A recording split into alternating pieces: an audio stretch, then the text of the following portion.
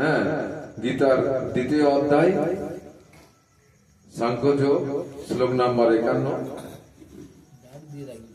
কর্মজম বুদ্ধিযুক্তা হই ফলম তক্তা মনীষিণঃ জন্মবন্ধ বিনির্মুক্তা পদম গচ্ছন্তি অনাময়ম। যে মনীষীগণ, তার আগে কোনো যদি আপনারা মনে রেখেছেন খুব ভালো, তাহলে এটার সঙ্গে লিঙ্ক আছে। কিন্তু কিরকম লিঙ্ক? এটা লিঙ্কটা আপনার কর্মণি অধিকার মা ফলে সে বোধাচন 47 থেকে টানছে এটাকে। যদি এখান থেকে ধরেন বুঝতে পারবেন না।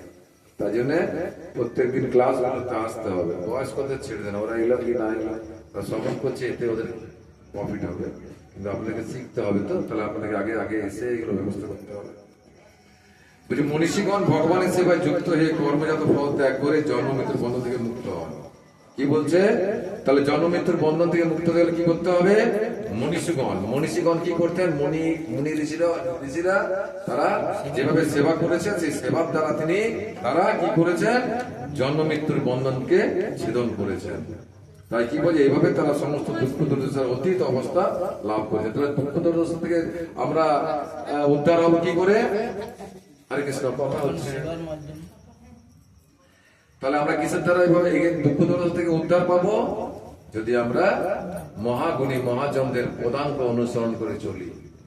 এই যেমন ভজরি প্রভু যেমন করে ভজনা করছেন, সেই পদ্ধতি ধরে যদি কেউ চলে, ভজরি প্রভু যেমন আনন্দ পাচ্ছে, আপনারাও সেরকম আনন্দ পাবেন। হ্যাঁ, সেরকম মুনি ঋষিরা যেভাবে ভগবানের সেবায় যুক্ত হয়ে নিজের কর্মফল ভগবানের চরণে অর্পণ করে জন্ম মৃত্যুর বন্ধন থেকে যেমন মুক্ত হতে পেরেছেন, এভাবেও তারা দুঃখ দুর্দশার অতীত অবস্থা যারা তারা লাভ করেছেন, সেরকম আমরাও কিন্তু আমরা যে মুনি ঋষিদের পদাঙ্ক অনুসরণ করে চলি, আমরা কিন্তু এই দুঃখ যে পাচ্ছি, এই যে কষ্ট পাচ্ছি, আমরা উদ্ধার হতে পারবো। তার পরের শ্লোকটা বলছে কি, আমার সাথে বলতে হবে, যদাতে বলুন, যদাতে মোহ কলিলাম বুদ্ধি যদাতে মোহ কলিলাম বুদ্ধি ব্যতীতরিষ্যতি বলুন, ব্যতীতরিষ্যতি তদাগন্তাসি নির্বেদম সুত বৈশ্য তদাগন্তাসি নির্বেদম শ্রোতস্য সুতস্য চ। ভালো করে বলুন, যদাতে মোহ কলিলাম যদাতে মোহ কলিলাম বুদ্ধি ব্যতীতরিষ্যতি ব্যতীতরিষ্যতি তদাগন্তাসি নির্বেদম তদাগন্তাসি নির্বেদম সুত বৈশ্য সুতস্য চ। বৈশ্য সুতস্য চ। যদাতে মোহ কলিলাম বুদ্ধি যদাতে মোহ কলিলাম বুদ্ধি ব্যতীতরিষ্যতি ব্যতীতরিষ্যতি তদাগন্তাসি নির্বেদম তদাগন্তাসি নির্বেদম সুত বৈশ্য সুতস্য চ। বৈশ্য সুতস্য চ। অনুবাদটা পড়া উত্তম। এইভাবে পরমেশ্বর ভগবানে অর্পিত নিষ্কাম কর্ম অভ্যাস করতে করতে যখন তোমার বুদ্ধি মোহরূপ ও গভীর অরণ্যকে সম্পূর্ণরূপে অতিক্রম করবে, তখন তুমি যা কিছু শুনেছ এবং যা কিছু শ্রবণীয় সেই সবের প্রতি সম্পূর্ণরূপে নিরপেক্ষ হতে পারবে। দেখুন কত সুন্দর বলেছে প্রভুপাদ। তাৎপর্য কি বলেছেন? ভগবানের মহান ভক্তদের অনেক সুন্দর দৃষ্টান্ত আছে, যারা কেবলমাত্র ভগবত ভক্তি গ্রহণ করার ফলে বৈদিক আচার অনুষ্ঠানের প্রতি উদাসীন হয়ে ওঠেন। যখন কোন ব্যক্তি ভগবান শ্রীকৃষ্ণকে জানতে পেরে তার সঙ্গে চিরশাশ্বত সম্পর্ক সম্বন্ধে অবগত হয়, সে স্বাভাবিকভাবে বৈদিক কর্মকাণ্ডের অনুষ্ঠানের প্রতি সম্পূর্ণভাবে উদাসীন হয়ে যায়। গৌরাঙ্গ সুন্দর বলেছেন, কি বলছে? বৈদিক কর্মকাণ্ড, জ্ঞান কাণ্ড, উপাসনা কাণ্ড, এগুলা ভিত্তি কিন্তু কোথায়? ওই ভক্তি যোগে যে ঠেকছে। কোথায় যাচ্ছে এরা? ভক্তি। এগুলো একটা একটা পন্থা, যে পন্থা দ্বারা কৃষ্ণের দিকে যাওয়া যায়। কিন্তু কি বলছে গৌরাঙ্গ সুন্দর? গৌরাঙ্গ সুন্দর বলছে, জ্ঞান কাণ্ড, কর্মকাণ্ড, উপাসনা কাণ্ড সবই বিষের ভাণ্ড। আমরা জেনে গেছি কৃষ্ণের সেবা করতে হবে, কৃষ্ণের সব কথা, কৃষ্ণের সব। তাহলে আমরা অন্য কথা কিছু বলবো? তাহলে এই নয় যে শিবের পূজাটা আপনি করবেন, শিবের পূজা করুন, শিবের কাছে চান, কি চাইবেন?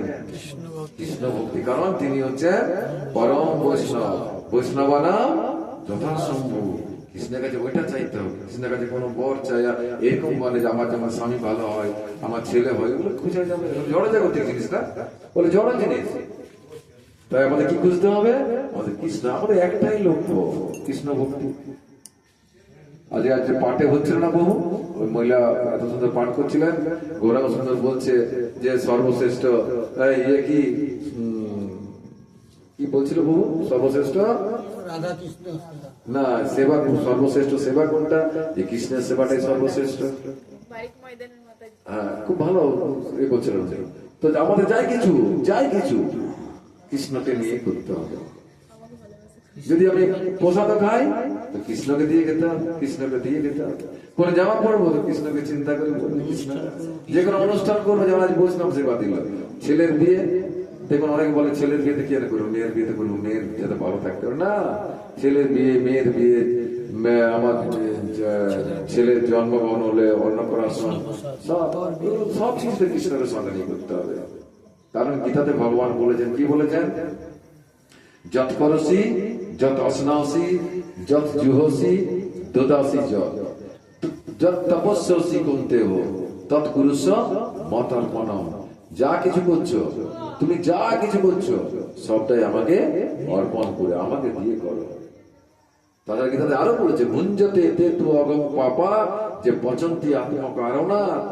যারা নিজের জন্য রন্ধন করে, ভোজন করেন, ভোজন রান্না করেন, তারা কিন্তু পাপ ভোজন করছেন।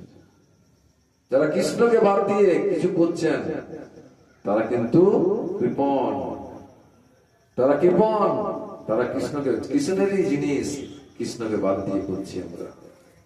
তার প্রমাণ যেমন ধরুন, আপনি শিবরাত্রিতে বললেন যা বানপুরে একটা ছেলেকে, আপনার ছেলেকে বললেন যাও বানপুরে যে এসে তুমি শিবরাত্রি দেখে এসে 500 টাকা দেন, যা ঘুরে ঘুরে আয়। কি দুর্গা পুজোর সময় দিলেন যে 500 টাকা দিলাম, নবমী দিন ঘুরে আয়। নিয়ে 500 টাকা নিয়ে আপনার ছেলে গেল, আর আপনার যেটা খুব প্রিয় জিনিস সেটা এনে দিল, আপনার কেমন লাগবে? আনন্দ লাগবে, দুঃখ লাগবে? কেন? আমার ছেলে আমার ভালোবাসে, সেই জিনিসটা এনেছে, আমার প্রিয় জিনিসটা এনে দিয়েছে। সেরকম পৃথিবী টাকার, পয়সা টাকার, যদি ওইগুলো নিয়ে ভগবানের সেবাতে ভগবানকে যদি দেওয়া হয়, ভগবান খুশি হবে না, দুঃখ পাবে? তাহলে আমরা সেটা করছি, সেটা করছি কি? সেটা করছি না। তাহলে আমরা বলুন, ভগবানের যদি দুঃখ হয় আমরা ঠিক থাকতে পারবো? কৃষ্ণ যদি দুঃখে থাকে, তাই বলছে কৃষ্ণেন্দ্রে প্রীতিবাঞ্ছা, হ্যাঁ, আত্মন্দিরে প্রীতিবাঞ্ছা তাই কয়ে কাম, কৃষ্ণেন্দ্রে প্রীতিবাঞ্ছা লাই প্রেম নাম।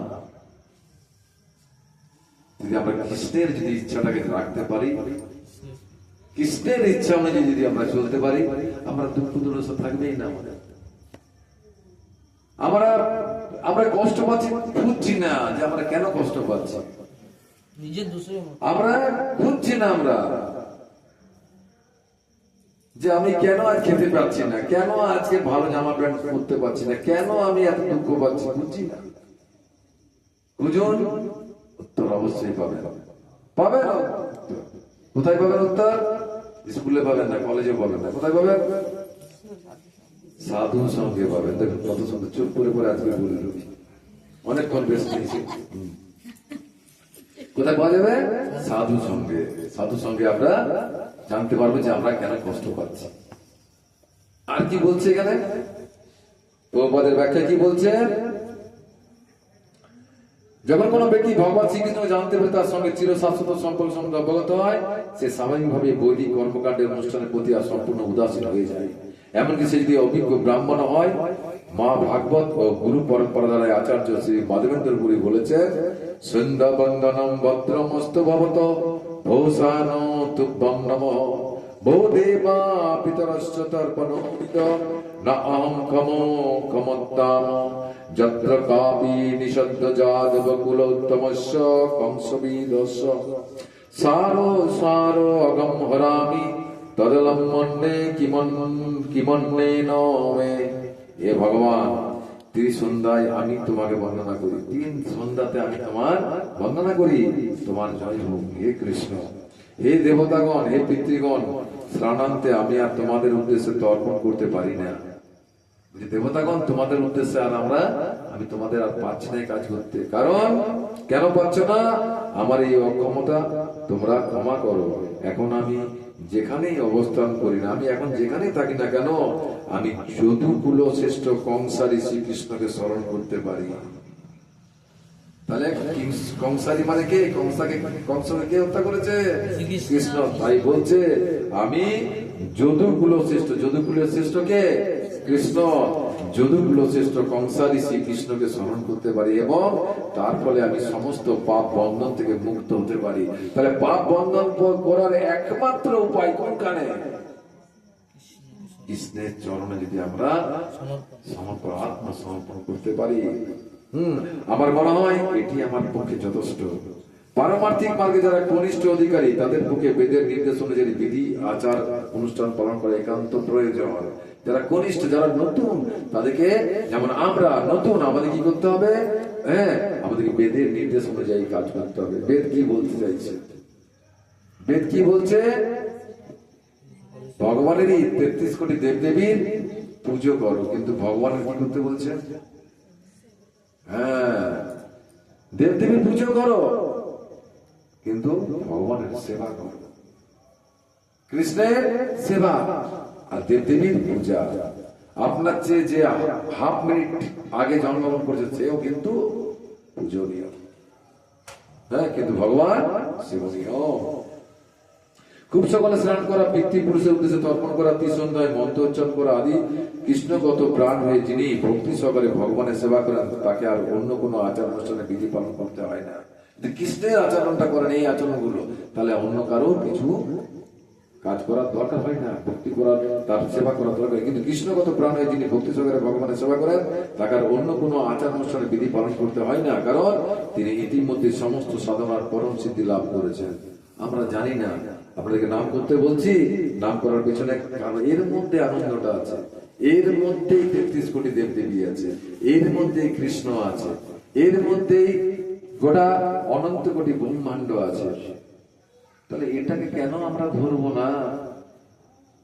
এর মধ্যে সব যদি আছে, তো আমি এটাকে ছাড়বো কেন? তাই আমরা নামের প্রতি জোর দিয়ে ভগবানকে খুশি করার চেষ্টা করতে হবে, কারণ ভগবানকে খুশি করলে আমরা খুশি হব। তাই কি বলছে? শাস্ত্রে যে সমস্ত তপশ্চর্যা, যাগযজ্ঞ, বিধি নিষেধের আচরণ করার নির্দেশ দেওয়া হয়েছে, তার একমাত্র উদ্দেশ্য হচ্ছে ভগবানের কৃপা লাভ করে তার পদারবিন্দে সম্পূর্ণভাবে আত্মোৎসর্গ করা, তার জন্য উৎসর্গ করে দিতে হবে। তাই ভগবানের সেবায় যিনি নিজেকে উৎসর্গ করেছেন, তাকে আর সেই সমস্ত আচার অনুষ্ঠানের স্মরণ নিতে হয় না। সেই রকম বেদের উদ্দেশ্য হচ্ছে ভগবত ভক্তি লাভ করা। বেদের উদ্দেশ্যটাই হচ্ছে কি? কৃষ্ণ ভক্তি, কৃষ্ণ প্রেম লাভ করা। সেই কথা না জেনে যারা অন্ধের মতো আচার অনুষ্ঠান আদিতে নিয়োজিত হয়, তারা অনর্থক তাদের সময় নষ্ট করে চলেছে।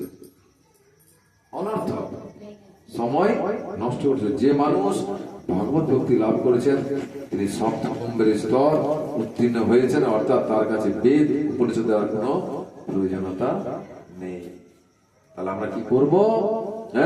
যদা তে মোহ কলিলম বুদ্ধি ব্যতীতরিষ্যতি তদা গন্তাস্তি নির্বেদম সুতবৈশ্য সুতস্য। যদি আমরা এভাবে পরমেশ্বর ভগবানের অর্পিত নিষ্কাম কর্ম অভ্যাস করতে করতে যখন আমাদের বুদ্ধি এই মোহ গভীর অরণ্যকে সম্পূর্ণ অতিক্রম করবে, তখন আমি যা শুনেছি এবং যা কিছু শ্রবণীয়, সেই সবের প্রতি সম্পূর্ণভাবে নিরপেক্ষ হতে পারবো। যারা যারা বলেছে যে যা কাজ করি, সেগুলো থেকে আমরা নিরপেক্ষ হয়ে কৃষ্ণের চরণে আমরা আত্মসমর্পণ করতে পারবো। কিসের দ্বারা সেটা হবে? এই মনটা আমাদের তৈরি হবে কিসে? এই মনটা তো তৈরি করতে হবে। কিসে হবে মনটা? প্রথম কথা সাধু সঙ্গ, দ্বিতীয় প্রথম কথা সাধু সঙ্গ। সাধুকে আপনাকে বলবে যে কি করলে তোমার মন কৃষ্ণের চরণে যাবে। কিসের দ্বারা যাবে?